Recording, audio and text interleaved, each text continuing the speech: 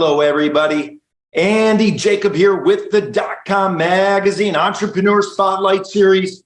Settle back in your chair today. We have a fantastic guest on the show. Of course, his name is Mr. Gven Sariol. And Gven is one of the really worldwide leading experts in teaching people about crypto and a certain type of currency we're going to get into. And I have to tell you, when I was able to talk to Gven's people and I heard what they're doing at ARCrypto, I said, get him on the show. I don't care what time he comes or whether it's noon or night. I can't wait to get him interviewed because I've had so many questions about this particular space, and to get somebody of Gven's breadth and experience on the show, I'm just so excited. So without further ado, Gven, welcome to the DotCom Magazine Entrepreneur Spotlight Series today. Thanks, Andy. I really appreciate showing up, man. Appreciate you taking the time to meet with me. I mean, here we go. I mean, ARCrypto, you're making waves. You really are an educator. You're really someone that has a passion to help people understand what they're doing in this space, but more importantly, become successful in the space without all the sort of noise that this space attracts. You're a real sort of solid voice, a person that understands it, a person that people look to for your expertise and your team's expertise to learn about it. But before we get started, of course, let's pull the lens back to 30,000 feet. Tell us about the company ARCrypto, and then we're going to get into it. Absolutely. Yeah, we've been in business now since January of 2018, so a little over 5 years. We started off just teaching crypto because DeFi really wasn't a thing back in 2018. And then in 2020, when DeFi really started taking off, we started teaching people how they could use the blockchain to actually really become their own bank and do like what the institutions do and do what the banks do to make money. So we've now set things up to where, using decentralized finance, we no longer need to go to the bank for loans. We no longer need to go to the NASDAQ or the New York Stock Exchange to exchange certain assets or the CBOE. We're now able to do that all decentralized by just connecting, your hard wallet to the blockchain, and off you go. And that to me is the best thing, because I have now my money or value in my custody, and nobody can take that away from me. It can't be hacked unless you give away your keys, obviously. But that's essentially what we teach. We teach people, how to stay safe, because there are some downfalls and perils, and I've unfortunately learned some of those personally, but it made me that much better of an educator to teach our students like, hey, don't do that, Yeah, I love it, Gven. Of course, let's talk about it, because you mentioned this word DeFi. And that's now becoming a big buzzword. Of course, you're leading the charge. People are still curious about it. For the people that don't know about it, you gave a good explanation right there. But let's talk about the types of people that reach out to you, Gven. What do they say? They say, hey, I want to sort of control my own destiny. I want to learn about this DeFi. What's the conversation sound like for the people reaching out to you at ARCrypto? Yeah, I think, the main thing that people reach out to us is because they're just getting sick of this yo-yo of emotions with the Federal Reserve, who just keeps tinkering with the interest rates to benefit, the government and the government officials and these huge corporations that really benefit from this. And it really gives them the power back in their hands. And that's what DeFi is all about. Like, instead of having to go to a bank and, all these regional banks that have fallen this year and that potentially could even fall further, more of them could be falling further.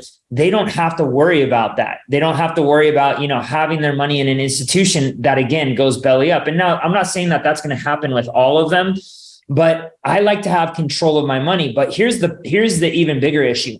When you give them control of that money, they take that money and they use it to make more money, not for you, but for themselves, providing liquidity. And let's take, like, I use this as kind of like the NASDAQ example, right? Let's say right now, if you wanted, Andy, to go and buy Apple stock, right? You may go through a broker, but that broker is going to go to the NASDAQ and buy it on that particular exchange, right? Well, every time there's an exchange, you want to buy Apple. Every time there's an exchange to buy Apple or sell Apple, there is a fee taken. Now, some people may be like, well, no, I'm in Robinhood or I'm in TD Ameritrade. I don't get charge fees anymore. No. Somebody pays those fees. And usually it's a huge hedge fund that's betting with or against you, which is totally rigged in my opinion, right?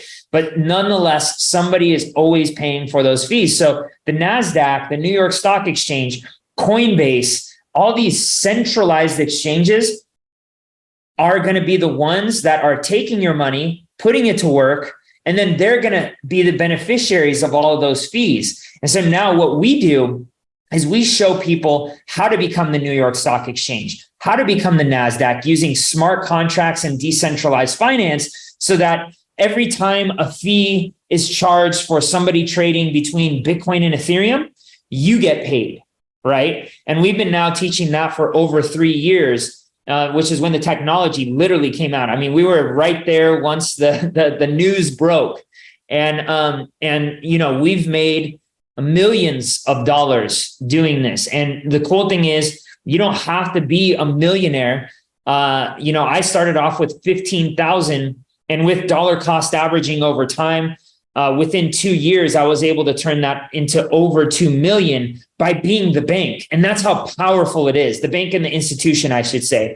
But then the other thing is you're able to borrow and lend now with no restrictions. There's no underwriting. There's no this, that, or the other. And so if you have some Bitcoin, you log into the blockchain using your hard wallet, or, I don't recommend using soft wallets, but using your hard wallet, you're able to put your crypto up as collateral and then take a loan against it. Now you have to understand how that works because you can get liquidated. It's real life, right? Unlike a lot of these banks where they're like, oh, okay, well, it's a Ponzi scheme, right? And they just keep kicking the can down the road. Here, it's real life. There are dangers. You can get liquidated. But the more you educate yourself, the more you can actually make money here. And that's another one of the things that we teach. We teach them how to responsibly borrow and lend so that maybe if they want to go buy a new car, they can do it with their crypto. If they want to invest in something new, like we're launching a product that's tokenized real estate, and you want to buy whatever, $500 worth of tokenized real estate, you just log on with your wallet, you buy a little bit, and then you start receiving your dividends over time, right? So there's all sorts of really, really cool things that really advance our ability to transfer value at the speed of light as opposed to the old way. Think of how much time it takes to buy real estate right now. You got to go house hunting. You got to then wait for the appraiser to come back. You gotta go through escrow, all these things. You gotta finance it. You gotta have an underwriter, blah, blah, blah, blah, blah, blah, blah. Next thing you know, it's 45 days down the line, where now you can go on and go, oh, hey, just like in Airbnb, right? That you search online, as easy as buying or renting an Airbnb, you can go now buy tokenized real estate. And this is the part that for me is really interesting, because crypto is growing up. And now it's coming into the real markets. And that's what I'm really buzzing about right now. Yeah, I love it, Gven. Of course, in Silicon Valley, there was a run on the big bank, and then we had regional banks. There was a run on those banks. And that's a scary time, because that can become something that accelerates through the mob mentality. And once the run on a bank happens, the next bank can happen, the next bank can happen. All of a sudden, you've got a worldwide run on banks, and that's really scary. Yeah. Let's talk about it, Gven. Let's talk about it a little bit. So how does the education happen? Is it one-on-one? Is it through seminars, webinars? Do people get an online course? When we think about ARCrypto and all the people that want to learn about this, how do they take the courses? How do they learn to become educated, like you said, about the process? Yeah, so we have 3 different courses that we have to offer. And, some of them start with like maybe 2 classes per week. All the way up to 5 classes per week. And then we also have one-on-one coaching for the people who are just like, yeah, just get me set up. I want to start making money like this. I'm an entrepreneur. I don't have time to sit through any of these classes, even though we still recommend like sit through these classes. But, the most important thing, and this is a hard lesson that I've even had to learn, over the last, especially 2 years, because when we were in the bull market, I mean, you could throw a dart at any crypto and it would 10x or, 100x in some of the ones that I got into, right? But when the party stopped, all right, and like Warren Buffett says, when the tide goes out, you see who's naked under the water, right? And so that happened with us. So we've really learned as a company where we backed up and we were like, okay, we need to talk even more so about risk management. And we're not financial advisors, but I still think it's our duty to go, hey, guys and gals, here's the real risks that you happen. That may be glittery and wow, paying 1,000% APR, but here's the risk, right? Here's the risk. And that's really, where we stand out because, unlike a lot of these crypto companies that have come and gone, we've been through the worst, and sometimes it hasn't been very comfortable for us. But then again, I'm grateful that we did go through it because now we're able to pass that on to our students and future students so that they don't have to learn this stuff the hard way. Because I'll tell you, the crypto market will teach you lessons in the hard way. Yeah, totally.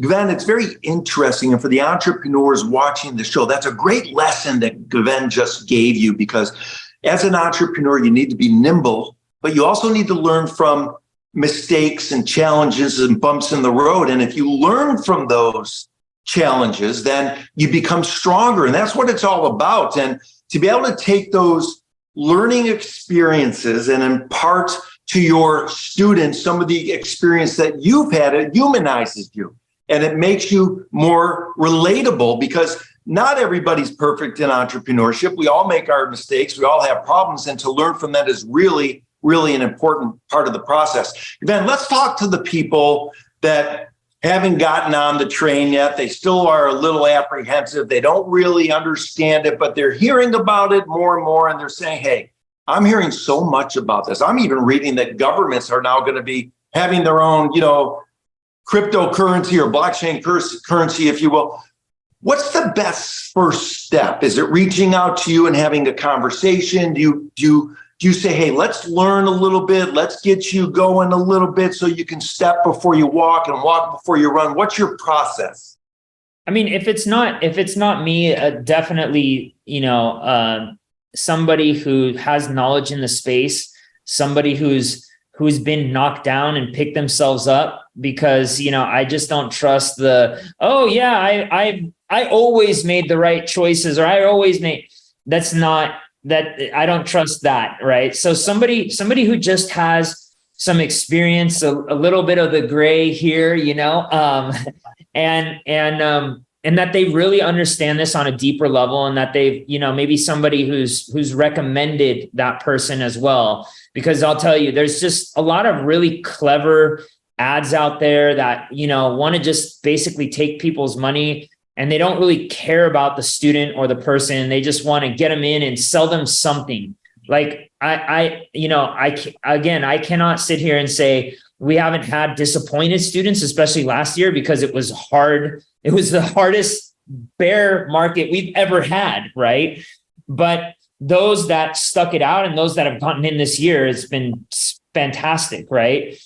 So make sure that you just have somebody who have a little bit of those battle scars, that know what they're talking about, and then have implemented risk management so that you can learn that risk management and not get wrecked when the market goes down or when your emotions get the best of you, because this is an emotional game, especially in crypto. So yeah, it makes sense, Gven. I remember back in the early 2000s, 2001, 2002, stock market, dipped down to maybe 6,000, 7,000.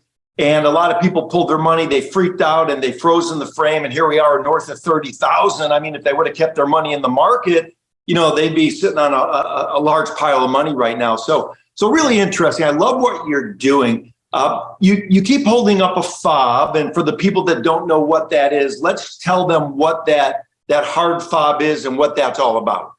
Yeah. So this is what you call a hard wallet. And we have cool little branded ones as well. But But yeah, the hard wallet is essentially a layer of security so that somebody can't just jump on your computer and start transferring crypto. They actually have to physically be accepting smart contracts on this wallet, right? So if you're going to send, if I'm going to send you, Andy, some Ethereum, I need to jump on this thing. I need to put in my password, and then I need to accept the contract to send it to you.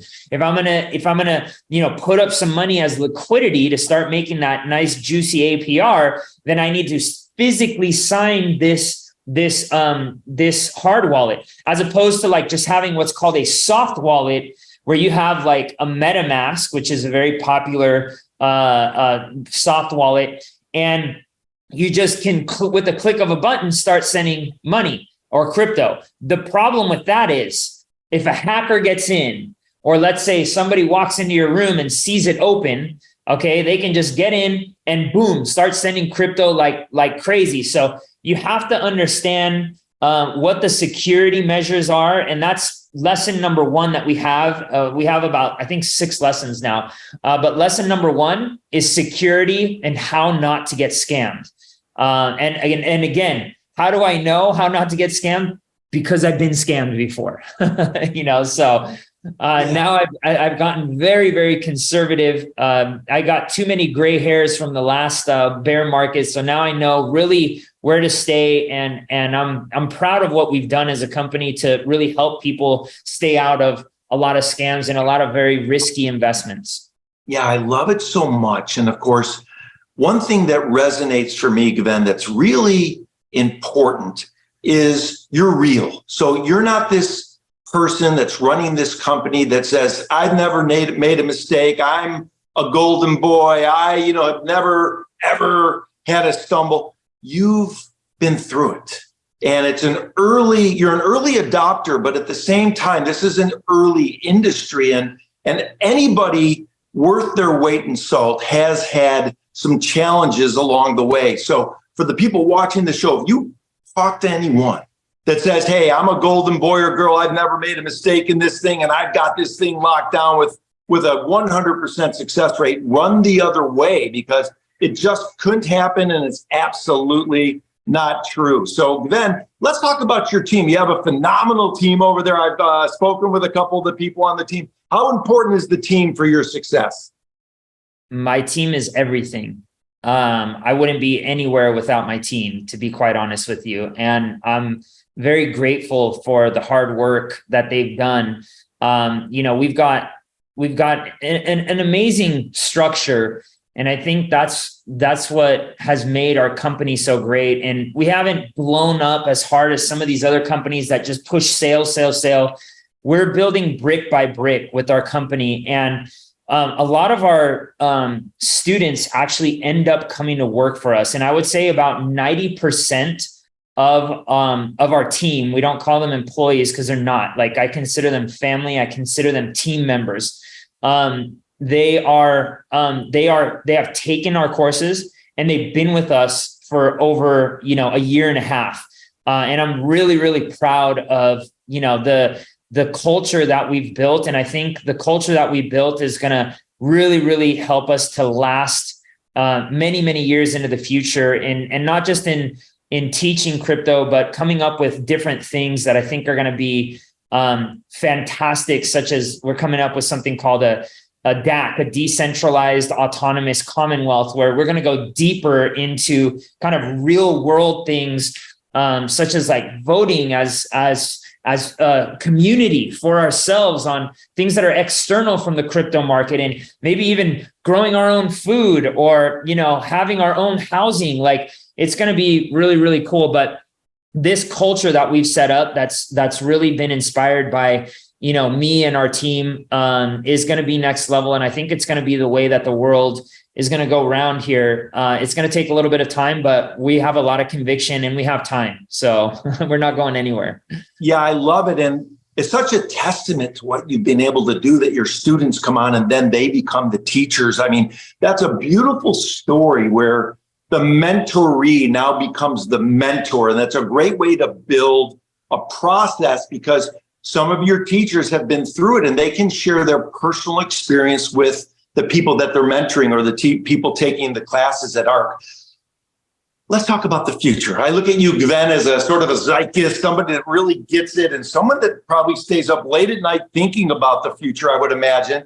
What does the future hold? What's the next evolution? Everybody's talking about AI. Everybody's talking about decentralization. Have you sort of gotten your arms around sort of this big picture of what the future looks like? And maybe you could share some of your thoughts on that. I mean, look, the future, it can go, one of three ways, I guess. Crypto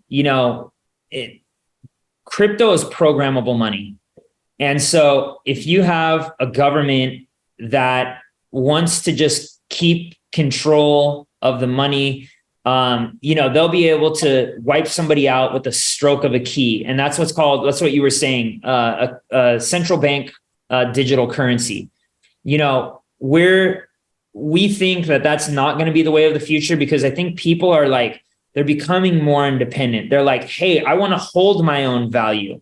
Part of the DAC that we're coming up with, I'm kind of writing. I met with Armstrong Williams, and he asked me to kind of put something together to present to some of the top officials in the Senate and in the House on how we could potentially come up with something where it could be decentralized. And we've got enough technology to where we can decentralize the financial sector. And I think that before a scam can even hit the market, there's all sorts of red alerts that could go off using smart contracts that abide by regulation that basically would abolish essentially the CFTC, the SEC, or a major part of those. The issue is control. And if we can get those people to think a little outside of the box and go, hey, maybe instead of regulators, you guys can become creators, right? You can really contribute to this, because we don't necessarily need that now. We have AI and we have smart contracts, which are fully transparent, and we can program those so that, again, if a bad actor tries to put some malicious code in there that will rug pull everybody's money, it won't even hit, because that piece of code will be recognized before. And we've got a place where you and me, Andy, not government officials, are deciding where we can invest our money and where the safest places are. And I think, again, we can do that with smart contracts. It's just going to take a little bit more time. And I think that's kind of the second way. And I think where we're probably headed is somewhere in between. The governments and the people are probably going to have to learn how to live with each other. It's a give and take. And I'm okay with that. I just don't want kind of oppressive people telling me you can't do this because I said so, because it's what's good for me, and whatever is good for me is good for you. That's BS, right? That's not going to work. That's not going to work for me. And that's why a big portion of what I do, and it's just educating people on hey, what are the possibilities? And now I'm really proud. I'm meeting with developers that are now starting to take these things and go, hey, we can do this. And some people are like, well, you should copyright it. I'm like, no, you don't understand. This is not the sort of stuff you copyright. This is the sort of stuff you give out, because it's going to make the world a better place. And I don't even care if I get credit for it. What I want is for you and me, Andy, not to be sweating until we're 75 years old to enjoy our lives. I want to enjoy my life now. And yeah, let's work a little bit, right? Let's contribute to society, but not to the point where you get sick or get cancer or all this stuff because you're so stressed out you can't make ends meet. That's really my passion and my goal. And I've dedicated my life to helping people do that. Yeah, Gven, I love it. I love it so much. It's great. I mean, you're so motivating. And of course, it can be scary. There are people talking about that that the government, if they sort of control this and tell people what to do, then maybe they can even start inserting certain behaviors that they want with a social credit scoring system or something like that. But I think the whole idea of the phenomenon that's going on that you're right in the middle of is that we want to take control of our own destiny, and we don't want other people to tell us what we can or can't do. So I love that so much. Let's talk about it. And before we get into entrepreneurship, I've got you on the show. What's the first step for somebody that's interested? How do they reach out to you? What's the first look like? Can they read some information for free or watch some videos maybe to get themselves ingrained a little bit before they make the commitment to you? How does all that work? Yeah, so we have I have a video on my website. We're actually working on a new one, but I just did it. It's just not so cut nicely, and I'm going to fly up to New York to do it with one of our students he does all of our editing for us now. But head over there. The content is good in the video. I think if you scroll all the way down, it's ARCrypto.io. Scroll all the way down, and you put a little bit of information in, and it releases the video, and you can watch it and go, hey, this resonates with me. This makes sense, or it doesn't. And it's not going to make sense for everybody, but I think that's probably the best way. Or you can follow me on Instagram. I put out a lot of content there at Wealth Renegade, and YouTube. I'm actually going to start doing a lot more long form content on YouTube. So it's the same at Wealth Renegade. And that's probably where I put out the majority of my stuff. I love it, the Wealth Renegade. Before I let you go, I know you're super busy. You have so many students and so many team members helping so many students. Let's give back to the entrepreneurial community. So we already spoke about it a little bit and we touched on it. And thank you so much for being transparent with us. I mean, it's beautiful. For the entrepreneurs watching the show that are maybe having a tough time right now, let's give back. Let's tell them what it takes to keep on going through a tough time and come out the other end, being thankful that they went through that tough time. So that's a great question. And listen, I love talking about entrepreneurialism because I've been an entrepreneur since I was 17 years old. And it's just, I see no other way. I don't see jobs. I see opportunities. But a lot of people think it's just glorious to have your own business and you got time freedom and location freedom and all this stuff. But the reality of it is you got to put in the work, and you got to understand that there's going to be failures along the line. And again, my professional life has been a sequence of failures and successes. But right in the middle of that is the lesson. And, I like to read a lot of other entrepreneurial people's experience, such as like Ray Dalio or Larry Fink. Ray Dalio's built one of the largest hedge funds, if not the largest hedge fund in the world. But what a lot of people don't understand is Ray Dalio in the early 1980s bet that the market was just going to crash. It was going to be a severe market crash.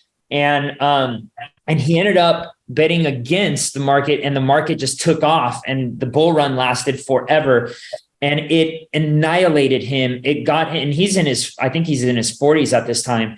He went down to zero, from 20 some employees to zero. And he had to ask his father for a $4,000 payment so that he could make his mortgage payment. And when I hear things like that, because I've been there, I'm like, okay, let's pick ourselves up. Let's dust ourselves off. There might be a tear or two coming down your eye, but never lose sight and have conviction. And this is why you really have to love what you're doing, because if you don't, you're going to be like, oh, he's doing e-com. Okay, I'm going to jump into e-com. He's doing crypto. I'm going to jump into crypto. Like, love what you're doing, because if you love what you're doing, nobody can stop you from doing it. You're going to bleed a little bit. You're going to sweat. You're going to cry. It's going to hurt. You're going to have sleepless nights. But when you get there, you're going to thank yourself that it was at least something that gave back, that contributed to life. And that's the only thing I can give back to entrepreneurs. That's a lot to give back. And for the people watching the show, rewind what Gven just said. I mean, that's basically in Harvard MBA in 2 minutes or less. I mean, fantastic. Really, really great. And of course, surround yourself with mentors. Don't be afraid to reach out to people, to ask questions. The more questions you ask, the better you become. And there are no stupid questions. Remember that, everybody watching the show. Gven from ARC. I mean, ARCrypto, you're changing the way in which we think about it. You're helping so many people. We're going to bring you back on the show. I already know what the second part of the show is going to be. I'm just going to call it entrepreneurship with Gven, but I know you're super busy, and I wanted to thank you so much for cutting some time out today. We'll put all the links and all the information, obviously, below the interview. And I wanted to thank you for the transparency. It's such a refreshing way to approach business. And I think that's going to resonate for so many people because you're real. And when you're real and you have a minimal viable product and then a unique selling proposition, which you have, all good things happen, Gven. So thanks so much for coming on the .com Magazine Entrepreneur Spotlight Series today. Thank you, Andy. I really appreciate you having me here, brother.